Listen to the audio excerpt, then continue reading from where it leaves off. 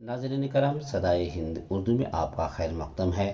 میں ہوں امتیاز اللہ خان کاشفی۔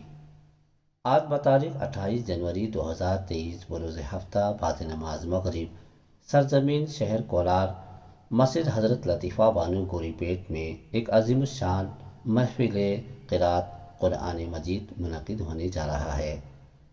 استاد قاری محمد علی خان صاحب کی زیر صدارت، قاری سمیع اللہ صاحب کی سرپرستی اور قاری رضوان بیگ صاحب شمسی صدر آل انڈیا ریم دعوت القرآن کی نظامت میں مہمان قراء کرام، جس میں ملک کے مشہور و معروف قراء کرام اپنی دل سوز آواز سے مختلف لب لہجہ میں قرآن مجید کی تلاوت فرمائیں گے۔